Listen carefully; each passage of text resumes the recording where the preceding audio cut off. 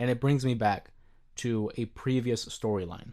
And that's one thing I kind of want to incorporate more on the podcast. This is more of like a historical sense in wrestling, especially when it comes to like a personal story. I remember growing up, it was the year 2005. I just turned 7, right? A very young Jose. And one of the predominant storylines that were being told on WWE TV was Eddie Guerrero and Rey Mysterio. Now, of course, if you're not new to the channel, you would know this is a storyline that I enjoy talking about frequently because it really helped mold what I believe professional wrestling could be. What kind of source of entertainment I was looking forward to when it came to their storylines. You took two of the best wrestlers in the world, two of the more recognizable wrestlers on the roster, and you had them in a long, drawn out storyline that evolved. It was well documented that Eddie Guerrero and Rey Mysterio were best friends, close like family. They had their run ins in WCW, they both came to WWE, and it was clear that they had this bond that was close like a lot of brothers.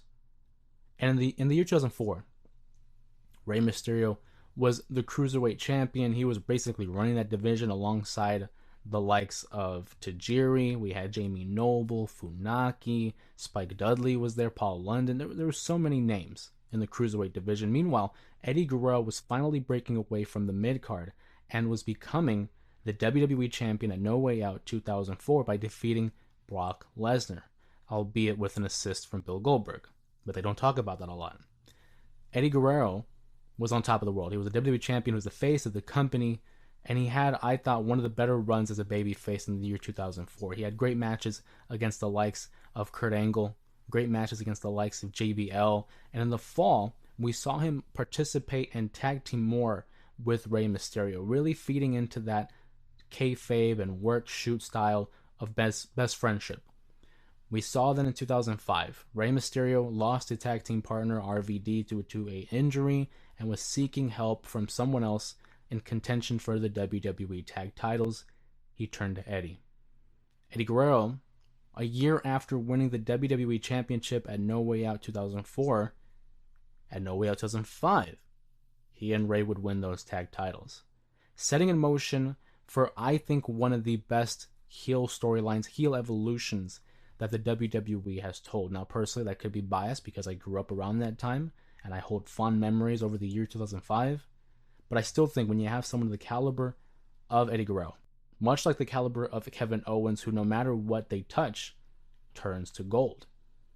Eddie Guerrero first had this storyline rivalry with Rey Mysterio based on competition, friendly competition. They both agreed, let's have a match at WrestleMania. You're not doing anything, I'm not doing anything. For the first time ever, let's have a set of tag team champions compete one-on-one at WrestleMania.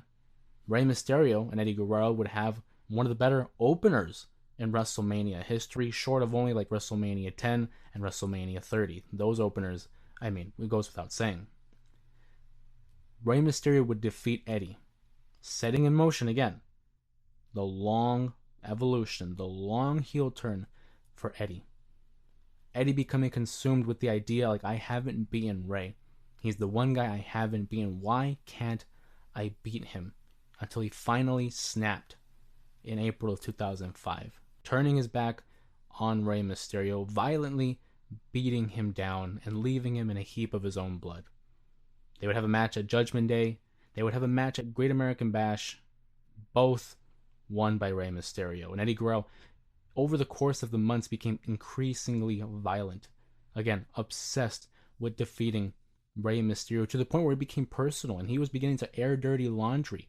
Of course, I'm referring to the story of Dominic Mysterio, a story that is still being told to this day between Dom and Rey Mysterio. Long-term storytelling at its finest. He reveals that he is actually the father, he being Eddie Guerrero, is the actual father of Dominic Mysterio, and that Rey and Angie had adopted Dominic as they were unable to have children at that point. They were struggling, again, in kayfabe, leading to the custody of Dominic, the ladder match at SummerSlam 2005. Funny enough, it was the very first pay-per-view that we had bought as a family. And that was one of the main reasons why, was to see this ladder match. Eddie Guerrero again fails to defeat Rey Mysterio. Rey Mysterio gains custody of his son Dominic, and we took a little bit of a hiatus from that story, but it would culminate in a steel cage match on the very first Friday night SmackDown, because SmackDown used to air on Thursdays, in a steel cage match where Eddie Guerrero had the opportunity to leave the cage, escape the cage, defeating Rey, but he said, no, I'm going back in that cage. Hits a frog splash and pins Rey Mysterio for the first time in his career, ending what I thought was one of the storybook endings to a high intensity feud between Rey and Eddie Guerrero. I have so many fond memories watching that. It became appointment television for my family and I. Every week we had to tune in and see what was Eddie going to say, how was Rey going to fight back, and who was going to win the next match.